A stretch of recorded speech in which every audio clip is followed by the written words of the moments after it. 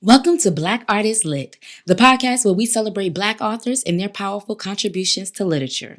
My name is Nykieria Chaney, and in each episode, I'll read the first chapter of a book by an African-American author, giving you just enough to spark your curiosity, but leaving it up to you to decide if you'll dive deeper into their story. This season, we're kicking things off with Black AF History, the Un-Whitewashed Story of America by Michael Harriot. At a time when Black history is being erased from curriculums and books are being banned, this book boldly delivers the truth with wit, sharpness, and fearless honesty. If you're here to honor the stories, protect the culture, and celebrate the power of Black literature, you're in just the right place. Let's get into it, and always remember, Black art is lit. America's backstory is a whitewashed mythology implanted in our collective memory. It is a sugar-coated legend based on an almost true story. It could even be said that the devaluation and erasure of the Black experience is as American as apple pie. In this searingly smart and bitingly hilarious retelling of American history, acclaimed columnist and political commentator Michael Harriot combines unapologetically provocative storytelling with meticulous research to correct the record. Placing Black people squarely at the center, Harriot presents a more accurate version of American history. With incisive wit, Harriot speaks hilarious truth through oppressive power, subverting conventional historical narratives with little-known stories about the experiences of Black Americans, from the Africans who arrived before 1619 to the unenslavable bandit who inspired America's first police force. This long overdue addendum provides a revealing look into our past that is just as urgent as it is necessary. For too long, we have refused to acknowledge that Black history is American history, not this one. This history is Black AF. Chapter 1, Earth, Wind, and America. I have an uncle named James. For most of my life, I had no idea his name was James. To me, he was Uncle Junior. James Harriot Jr. was alternately a salesman of marijuana, a Black Panther, a Vietnam veteran, and a trusted deacon in his church. He knew things, a lot of things, like how to use a bandsaw or bait a hook with a live worm. He was infinitely more complex than that, but to me at age 10, that was the essence of my Uncle Junior. One sweltering summer day, I was visiting his house, which sat on a pond with actual peacocks running around in the yard, playing outside with my cousin. We asked Uncle Junior for some water, and he made us stand on the porch and drink it, ensuring that we were not committing the ultimate sin of Black households, running in and out that door. When he collected the drinking glasses, I remember looking through the screen door, watching him put a record on the turntable. I can never forget the music that came out. He said their names were Earth, Wind, and Fire. I want to say that Earth, Wind, and Fire is the greatest band in history, but there might be some white people reading this book, and I wouldn't want to cause any Beatle fans to have a conniption. I honestly don't know what a conniption is, but my Uncle Junior said it a lot. All I know is that it is a medical emergency that is nearly as dangerous as a hissy fit, which is the deadliest kind of fit. But this is not the time for that. This is the time for understanding that Earth, Wind, and Fire is basically Jesus-less gospel music. I'm willing to bet you aren't aware of just how many Earth, Wind, and Fire songs you know, because they are just as ubiquitous as church hymns. And to top it off, they had the three elements of all great Black music. Number 1, they wore jumpsuits. All great music acts must wear jumpsuits. It is a mandate passed down from the godfather of soul's backing band, the JBs. Since then, if you want to be great, there must be a point in your career where you must dress like a NASCAR crew that fell in a vat of sequins and rhinestones. Many people wonder why Andre 3000 dressed so weird.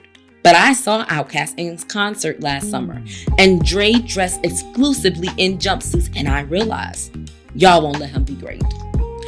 Number 2, falsetto. Prince, Eddie Kendricks, Michael Jackson, Philip Bailey, all great Black singers must have an extra octave that is reserved for the Holy Ghost and heartbreak.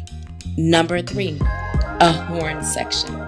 I don't care what kind of music you are playing. The fact is, everything sounds better with a horn section. Everything. Everyone since the beginning of time knows it. Ask Joshua how he brought down the walls of Jericho. Asked a soldier what instrument he once played at his funeral. Asked Jesus what sound will signal his return. Uncle Junior loved Earth, Wind, and Fire, which of course meant that I became obsessed with Earth, Wind, and Fire. And according to him, the only proper way to listen to the elements was on vinyl. Of course, he owned compact discs and cassettes and even had an 8-track tape player. But for my eldest uncle, Earth, Wind, and Fire albums should only be played in their purest form for beginning to end. Luckily, my favorite Earth, Wind, and Fire tune was the second song on the first side of their album, That's the Way of the World. Have you ever heard That's the Way of the World? If you are Black, the answer is yes. If you have ever been to a cookout, the answer is yes. If you have an aunt who owns a leather miniskirt or a leopard print blouse, the answer is yes. If you have ever smelled incense burning in a room with a ceiling fan, the answer is yes. To this day, every time I hear it, I remember what joy sounds like, what love tastes like, what home feels like.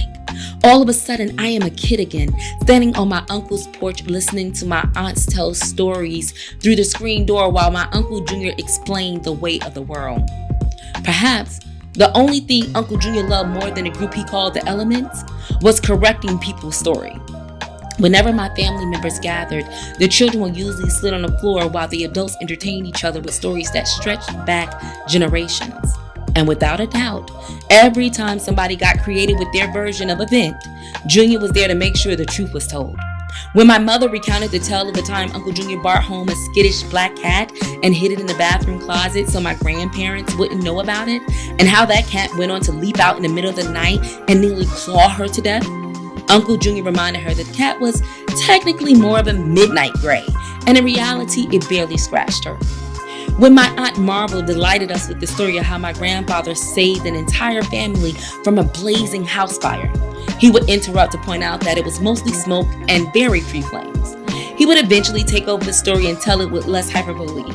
Yet still, he would somehow make his version the more interesting one. He was a living, breathing fact checker, a human footnote with impeccable storytelling technique. It was his passion. Uncle Junior wasn't necessarily a killjoy either. He was just someone who was as concerned about the fidelity of the family stories as he was about imparting the history of the sound of God's house band. In this, I would sometimes use this particular idiosyncrasy to endear myself to him.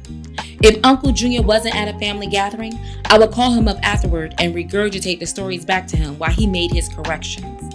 I trusted his version would be the definitive version and more interesting. But truthfully, I didn't really care about the family epics as much as I just enjoyed hearing him attempt to rectify the misrepresented facts. Not only was it hilarious to me, but it gave me a chance to have one-on-one time with my uncle. This ongoing habit didn't just strengthen my storytelling muscle and inform me about my family. It also taught me to not trust anyone's version of history unless I corroborated it with an independent source, which, ironically enough, is the same method I use to learn the story of America. The true origin story of America is intriguing enough without embellishment. A tale that includes cannibalism, cross-country adventures, and a type of brazen incompetency that almost doomed this experiment in thievery. But of course, to save face and maximize profits, the story was revised until we ended up with the swashbuckling blockbuster that we now know, filled with idealistic, barrel-chested white saviors who immaculately conceived of a brand new kind of democracy with nothing but a few muskets and an abundance of caucasity. Sprinkle in a few pilgrims, a handful of savage Indians, and for diversity's sake, a few black characters who learned the value of hard work through 400 years of free labor, and you've got yourself a hit. The account of America's creation, you probably learned, starred a group of Englishmen we now call the Jamestown settlers. In the safe-for-work fairy tale edition of History of America, the English were a mighty empire who forged a new nation out of play and ingenuity. But had my Uncle Junior lived back then, he would have been like, those guys? Mighty? Nah. During their time, these so-called adventurers had garnered an international reputation for being unsuited for manual labor, let alone planning a new society. "Do not obtain your slaves from Britain," wrote Roman consul Cicero, "because they are so stupid and so utterly incapable of being taught they are not fit to form part of the household of Athens." This incompetency would create the need for a transnational human trafficking infrastructure, as well as a reasonably believable cover story to justify the intergenerational dehumanization and theft committed by these so-called enlightened ones. By the late 16th century, England and Spain were beefing over which version of Christianity was best when James I ascended to the throne of England in 1603. James, a Protestant, was intent on thwarting Catholic-aligned Spain's global denomination by getting in on the rapidly growing colonizing industry. In 1534, the English Parliament declared that the country had no superior under God, other than the British King Henry VIII, who had split with the Catholic Church so he could marry his side piece. So while the Catholic Church had served as an early investor for Spain, Portugal, and the other white empires, Britain didn't have access to the church's seed money. Without the colonizers' version of Shark Tank, the arrogant members of the British elite did not fret. The other countries may have had a head start, but the English were not burdened by faith or religion. They were free to colonize in the name of a superior higher power: cash money. When Queen Elizabeth I granted charters to colonize the North American territories unclaimed by Christians, the first 4 attempts failed. To be fair, the only reason they fell was because of disease, lack of food, lack of navigation skills, and the inability to convince the natives of English superiority. No one knows what happened to the 4th attempt, aptly named the lost colony of Roanoke, but the English kept trying. They truly believed they were going to find the Garden of Eden, with trees dripping diamonds and streams filled with gold. There was no way they could leave all those untold riches to the people who lived on the land. They had to have it. It would be easy to upend the story of America's founding by turning these colonizers into villains. However, the men who hopped on the Susan Constant, Discovery, and Godspeed, the 3 ships chartered by King James's Joint Stock Virginia Company in London, were too incompetent to be characterized as evil. Although they had never mined, farmed, or built anything in their home country, these clowns were still confident they could sail across the ocean and conquer an entire continent sight unseen. Of all the conquering cultures in the world, the English were perhaps the least qualified colonizers, but to their credit, they were gifted in the area of cockiness, if nothing else. Aside from securing the rights to Virginia's gold, silver, and copper mines, the first charter of Virginia charged the colonizers with propagating of Christian religion to such people as yet live in darkness and miserable ignorance of the true knowledge and worship of God, and to bring the infidels and savages living in those parts to human civility. In other words, they were going to rob these people of their land, culture, and history. But in exchange for an entire civilization, the Brits would introduce the natives to white church music and hats with buckles. Seems like a fair trade-off, no? On April 26, 1607, the 104 English barbarians arrived at the gates of Sinacomica, a territory in modern-day Eastern Virginia occupied by 31 individually governed tribes. Because they lacked basic geographical fluency and had an enormous amount of degrees and whites considered the entire east coast of North America, from Canada to Florida to be Virginia, and declared it their own, ignoring the fact that there was an entire functioning civilization here with a government that wouldn't go down without a fight. This area was ruled by King Wassahanika, whom the whites called Powhatan, which was actually a term to use Wassahanika's collective community. As soon as he received word that some pale people were near the shore, Wasahanaka dispatched a welcoming committee to greet them with 20 or 30 arrows, as he had done with all the previous boatloads of suspicious-looking people lurking around his neighborhood. After a brief melee, Wasahanaka's boys retreated and decided to wait to make their move. From the moment Wasahanaka and his crew first encountered these pale-faced Philistines, the natives could tell there was going to be trouble. First of all, this group was going to struggle with food. The Mid-Atlantic region was going through the worst drought that had been experienced in 700 years. Not to mention that their arrival in late April meant it was too late to start planting any crops anyway. Additionally, the spot chosen by the Jamestown colonizers was the worst real estate in the area. Although the brackish water surrounding the settlement on three sides offered protection, by June, they realized that American mosquitoes hit different. They also didn't seem to know how hygiene works, because for some reason, they figured they could relieve their bowels in the same place they gathered their drinking water. Perhaps the Virginia Company's biggest mistake was who they sent to conquer the new land. Unlike Portugal and Spain, who had a head start in the white people discovering things trend, England was relatively new to the colonizing game. Portugal and Spain had a class of explorers and soldiers whose full-time job was conquering. Instead of sending uncouth conquistadors, the British sent wealthy Protestant aristocrats to stake out the area, led by Captain Christopher Newport, whose ranks included Captain John Smith, a celebrated English mercenary who had been wounded in battle, captured, and sold as a slave. As part of the British expedition, Smith was arrested for treason and imprisoned until the ships landed at Virginia and the crew unsealed the orders naming him as the leader of their colony. Despite his having no experience at farming, governing a colony, or leading people, things were off to a wonderful start. Even the few laborers among the group were not accustomed to living off the land, which set the venture capitalist turned pioneers up for a disaster. In his diary, Smith lamented that there were few bars, beer houses, or restaurants in the newly stolen land, forcing the adventurers to survive on boiled water and a pint of wheat and barley per day. Most of their grain supply had been stored on the ship for 26 weeks, providing a great, albeit unorthodox, source of protein, the worms that had infested the food stores.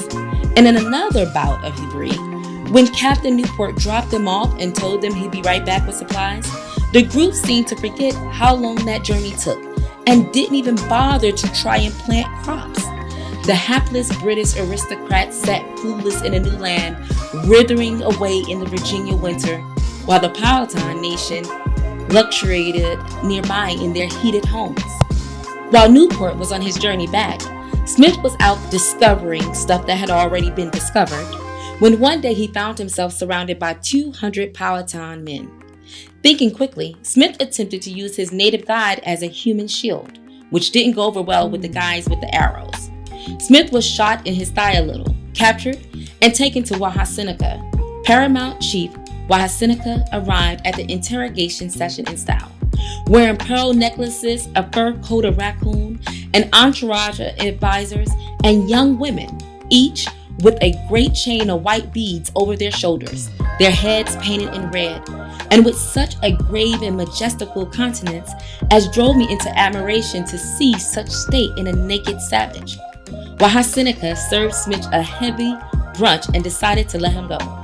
As long as the white men kept their distance, the chief of chiefs believed the two groups could coexist in peace, which was a strange concept for the Europeans. The natives had to be up to something, they figured, a theory advanced by Smith, who insisted that the natives were going to eat him until he outsmarted the king of savages and convinced Wahasenica to let him go. But Wahasenica could see that the inept immigrants were struggling and took pity on them. While he didn't know if their faces were so pale because of malaria, dysentery, or that poop drinking thing, the answer was all of the above. He decided to help the settlers out by sending over some food until Newport came back from grocery shopping in England. Back in England, everyone was excited because Newport had returned with bags of gold discovered by the Jamestonians. The investors figured that this whole colonizing thing was a great plan. Not only did the investors donate supplies, but 120 more laborers and settlers joined Newport for his return to Virginia. They were not exactly received by a party when they landed back on the shores. By the time Newport returned with provisions, craftsmen, and crew on January 2nd, 1608, 66 of the original settlers had succumbed to starvation, sickness, or Powhatan's arrowheads. Thankfully, Newport wasn't around when the Brits back home realized that the settlers' supposed gold was actually iron pyrite, literally fool's gold. After they received the first shipment of supplies, the colonists went to work. Apparently, they hadn't learned a single thing about saving their rations, and like any intelligent, civilized society, they once again ate all their provisions and returned to the meager living time they had just survived. You know how it is when people who live in bad neighborhoods start receiving government handouts? To avoid starvation, Newport and the colonists came up with the whitest plan ever created. They were going to go back to Seneca, the emperor of the not hungry Powhatan people, and bestow on him the honor of becoming an English vassal. After all, who in their right mind would turn down the privilege of becoming an honorary white man? There was only one problem with this genius idea. Seneca did not kneel for anyone. You don't become the president of Seneca by kneeling. In fact, Seneca lived by two rules. He who keeps his head higher than others ranks higher, and he who puts other people in a vulnerable position without altering his own stance ranks higher. The whites didn't know what they had coming for them. After crowning Seneca, the settlers demanded more food from their new fellow countrymen. When the colonists informed the chief that he was now a subject of King James I, not only did the Powhatan end their welfare program, but Seneca's warriors surrounded the Jamestown settlement and warned the beggars not to leave their lily-white gated community unless they had some arrow-proof vests. Unable to hunt, fish, or gather food without being attacked, the settlers were back to square one. Word got back to England that the settlement was flailing worse than Kenny G in an HBCU halftime show. Not only weren't they finding any gold, but when they ventured out into countryside and climbed the highest hills in the area, they still couldn't see the Pacific Ocean. Yes, they seriously thought they could find a path to Asia a few miles from their settlement. King James was so determined to save his investment that he issued a new charter for Virginia Company, along with a fleet of 9 ships loaded with supplies and 500 colonists. It was the largest fleet ever amassed in the history of the country, until they were separated in a hurricane and yellow fever and the London plague broke out aboard the 2 ships. Then 2 more were lost at sea. By the time the British arrived in Virginia, the supplies were essentially gone, but there were more people to feed. Smith and the Jamestown governors had to instill a campaign of law in order to keep the desperate colonists from turning the English outer suburbs into a ghetto. In October 1609, Smith was asleep on a sack of gunpowder when it accidentally caught fire, burning a 10-inch patch of skin in his groin area. Fortunately, he was on a boat and jumped in the water where he almost drowned. After his transport to England was delayed for weeks, John Smith left Virginia as an utter failure, with nothing to show for his work but a journal, a few stories, and charbroiled genitals. After Smith's unfortunate weenie roast, Seneca summoned Smith's replacement, John Radcliffe, and 25 of Virginia's most important whites to a big dinner and a promise of more Powhatan government handouts. At the banquet, Radcliffe discovered the food baskets were empty and that he had walked straight into a trap. That night, Radcliffe was kidnapped, skinned alive, and burnt at the stake. It was all part of Seneca's plan to rid his land of these pesky whites once and for all by doing what he should have done all along: let them starve. With his shoddy leadership and shambles, Jamestown was doomed. As the third winter came upon the settlement, the newcomers were at an all-time low, forced to eat leather belts, their pets, and eventually each other. Yes, that's right. Researchers have found evidence that the few remaining Jamestonians survived the period known as the Starving Time by murdering pregnant women and eating their own children. The heralded first Americans were cannibals. In May 1610, 142 survivors of King James' ill-fated fleet arrived in a ship they managed to build in Bermuda. One of the passengers, John Rolfe, had lost his wife, daughter, and all his belongings in a Bermuda shipwreck. By the time he reached Virginia, all he had was a few tobacco seeds that he had collected in Bermuda. He had heard about the new trend of drinking smoke that was becoming popular in Europe and decided to plant those West Indian tobacco seeds. As it turned out, Virginia's soil was perfect for tobacco cultivation. When Rolfe and company landed, Seneca was still tripping. The #1 chief Rocca had almost successfully starved out the white invaders and still commanded a large native force. When the Bermuda ship arrived, in fact, only 60 of the hundreds of English colonizers were left. But one extremely savage colonist, Deputy Governor Samuel Argyle, had a plan. Argyle was the embodiment of pure evil, known for attacking French and Dutch settlements and claiming them for the king. When Argyle failed at capturing a settlement, he would just resort to Plan B and set it to fire, as he did a Jesuit colony in a French settlement in present-day Maine. Argyle first tried to force Seneca into submission by burning native villages to the ground. When that didn't work, he discovered that Seneca's weakness and it was his daughter Matuka. The white folk called her Pocahontas because, as we have established, they were terrible at names. In April 1613, Argyle kidnapped Matuka by luring her into his ship. He offered to exchange her for English prisoners who had ventured outside the camp. When Seneca agreed, Argyle reneged on the deal and demanded more provisions. Seneca agreed again, but Argyle would never release his daughter. Instead, she converted to Christianity and was married off to Rolfe. It turns out the white conversion plan worked on the second try. Seneca told his warriors to chill out and gave Rolfe thousands of acres as a wedding dowry. In 1614, Rolfe exported a few barrels of his first tobacco crop, and the English loved it. It was the first positive news from the Virginia Company since the fake gold incident in 1608. With this success evident, the question became who would farm this new cash crop. The few settlers that remained were not the agricultural type, considering they could barely keep themselves alive. To solve the problem, Argyle took John and Matuka to England for an investor relations trip in 1616. However, the trip was cut short when Matuka died suddenly of an unknown illness. Her tribesmen believed she was poisoned, while some historians think it was a respiratory illness or dysentery. Whatever the cause, Argyle brought the newly widowed Rolfe back to Virginia without a solid plan.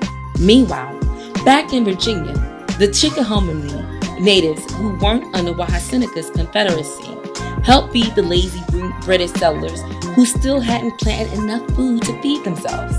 When Seneca died in April 1618, the natives decided to stop offering government assistance to the settlers. Ending this welfare-to-work program would doom the unskilled encroachers. They desperately needed help. The only thing that could possibly save the English colony could be an influx of immigrants who knew what they were doing. Once again, Jamestown was on the precipice of failure. The English investors were demanding their money, but King James didn't have it. Rolfe had landed, but it was essentially worthless because he couldn't farm it. After a summer heat wave, colonists were preparing for a second starving time because investors were refusing to send more supplies until they got paid.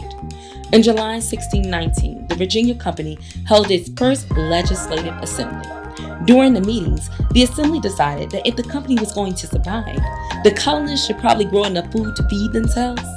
Instead of using 75% of the land to grow tobacco while depending on a native welfare system, America's first white legislative body limited tobacco production to 25% of the plantation's output and decided to give away plots of land to investors. While this plan seems reasonable on its head, the truth was these fools still didn't know how to farm and hadn't even attempted. So to pretend they suddenly understand that and was able to provide for themselves was truly outlandish. There's a word for doing something over and over again and expecting different results. American. This America experiment was pretty much over. With no food, no gold, and rumors swirling around their homeland about their people-eating habit, When would they even find a skilled, hard-working people who knew how to build a country from scratch? Certainly not England. You heard what Cicero said? Then James Ross's homeboy showed up with some cargo that would save the bumbling British colonists from extinction. On October 12, R13, 1616, Spanish Captain Manuel Mendez de Acuna left Spain with a letter authorizing a private ship to transport kidnapped Africans from Africa to Veracruz, Mexico. Although the San Juan Bautista was only licensed to carry 200 enslaved people, Acuna left La Guanda, Angola, with at least 350 stolen Africans. By the time the 115-ton vessel reached Jamaica, approximately 143 had died. Like most slave traders, Acuna had planned it this way. Human traffickers routinely packed their vessels to maximize profit. In Jamaica, he sold 24 young children and headed for Veracruz, where he declared he was carrying 123 humans as cargo. 60 were missing.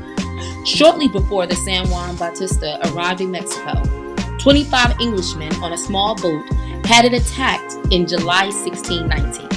After stealing 60 of Acuna's stolen cargo, they had split them between the 160-ton White Lion and the 100-ton Treasurer. The thievish Brits decided to head for the Virginia colony, where they had no chance of being arrested or attacked. When the White Lion landed at Point Comfort in about the latter end of August, Virginia Governor Sir George Gerardley, along with the colony's supply officer, Abraham Percy, negotiated a dirt cheap price for the ship's cargo, 20 and odd Negroes in exchange for food and the best and easiest rates they could. And with that, the Jamestown Project was saved. This is what made the land worth something. The enslaved labor was worth more than the tales of gold and diamond trees. Now they had a cash crop, abundant land, and people who knew what to do with it. The abject failure of an experiment has transformed into an unprecedented success. But why Virginia of all places? Why would a smuggler bypass more successful outposts to go to a failing colony? How did they know they would be welcome? In a rare case this story is told, it is cast as a tale of happenstance and coincidence. But of course, it is actually one of deception, trickery, and greed. When John Rolfe took his newly stolen wife to England for that investor relations trip, he traveled to England and returned to the colonies on a ship captained by the vicious Samuel Argyle. As soon as they returned, Argyle was summoned back to England to answer charges of cruelty against the colonists and for running an international crime ring. To get back to England, Argyle had to catch a different ride, as his ship was being captained by Argyle's homeboy, a notorious pirate named Daniel Elfrith, who had essentially made a career out of stealing on the high seas. Elfrith had borrowed the treasure from Argyle and hit the jackpot by stealing the stolen Africans from the San Juan Baptiste. 4 days after the arrival of the White Lion, Elfrith sold 2 or 3 Negroes in Virginia. He probably could have sold more, but he had to leave in a hurry as Virginia's new governor, George Yeardley, recognized the ship as a well-known pirate vessel and ordered him to leave. Yeardley couldn't resist purchasing a few low-priced human beings before giving him the boot, though. He just knew that it had to be quick. He didn't want his name sullied for dealing with pirates. Virginia didn't need that kind of trouble.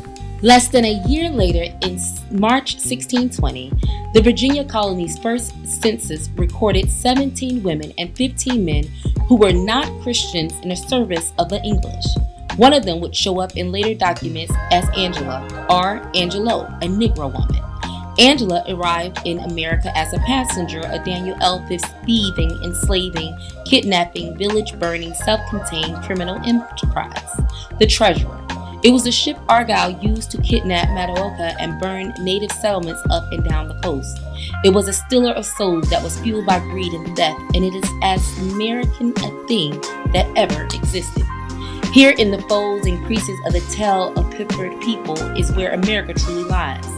That other mythical history that is shared in schools is as real to me as is Atlantis or Oz. It is a tall tale refined from years of incessant yarn spinning that has been sugar-coated and stuffed down throats. But in the middle room world built by Du Bois and his progeny, we ask the real question to America. How does it feel to be a stiller of men? Or is that the way of the world? 3 little questions. What is the difference between a settler and an invader? Is it A, the number of guns you bring to an invasion?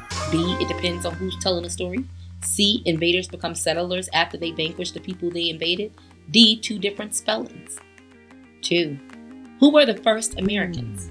A, the people who were living in the place when the name America was invented. B, the people who came up with the name America but had never been there. C, the people who had united their states in a place called America. D, white people. 3. Rank these savages from least civilized to most civilized. A, people who fought to prevent invaders from stealing their land. B, human traffickers. C, people who stole from human traffickers. D, people who bought stolen property from human traffickers.